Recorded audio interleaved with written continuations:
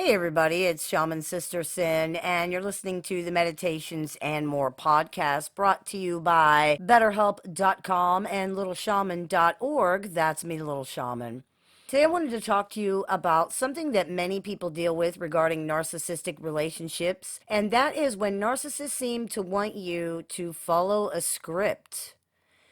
During most conversations you will have with other people, everyone listens to each other and decides what they're going to say after they hear what the other person has said. Most people don't already have a script in mind of what they think people are going to say, and then either expect people to follow that or just simply go along in the conversation as if they did follow it. However, many people encounter exactly this when speaking with narcissistic personalities.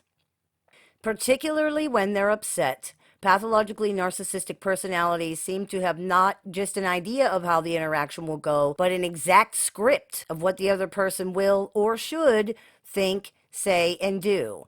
If you deviate from that, if you insist that the role they have created for you is not who you are, they may become very upset.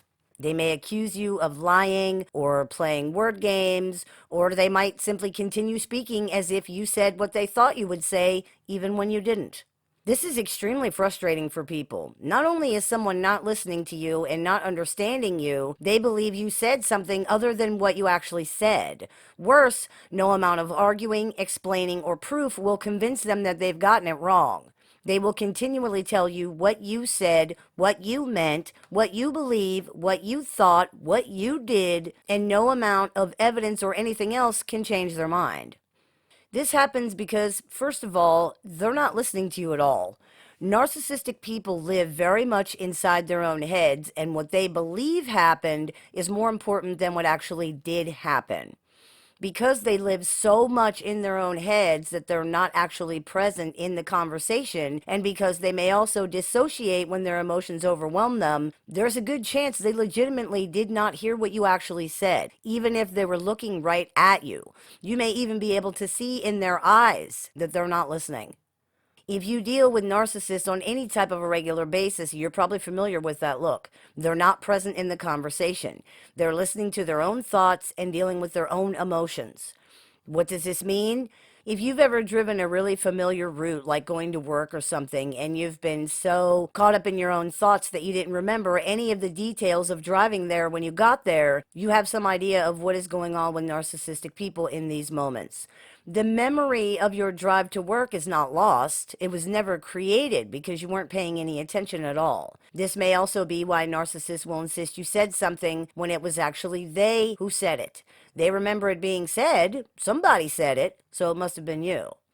For example, the narcissist says, "You want me to fail my big exam because you're jealous of me." You, of course, deny this as ridiculous and attempt to explain what's really going on. Later on, they insist that you told them you wanted them to fail their big exam. You respond that it was they who said that, not you. They accuse you of lying, of playing mind games, of refusing to admit the horrible things that you said. It's possible this is simply a lie on the narcissist's part to make you look like a villain, and they know very well that you didn't say it. It's also possible that they actually believe you did say it. They remember hearing it, so of course it was you who said it. Who else is it going to be? It's possible, too, that they know you didn't say the things they're accusing you of, but they believe this is how you really feel, or this is what you really think, so you might as well have said it. This is perhaps the most frustrating and damaging feature of this, because they are acknowledging you didn't actually say the thing, but they're insisting your meaning, your motive, or your intention are bad, so it doesn't even matter that you didn't say it.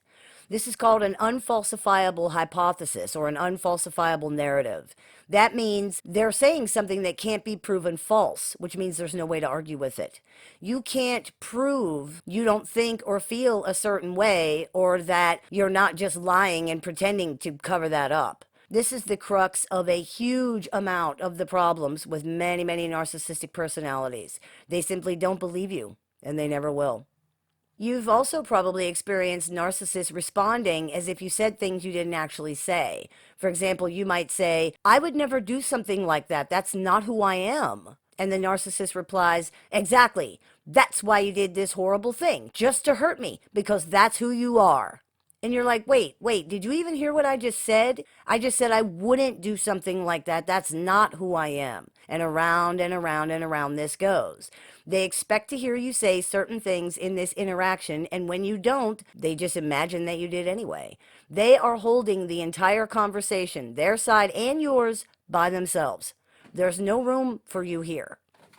When narcissists are not already upset, the failure of other people to follow the script may cause them to become upset. You are supposed to respond to things they say and do a certain way, and when you don't, this causes problems.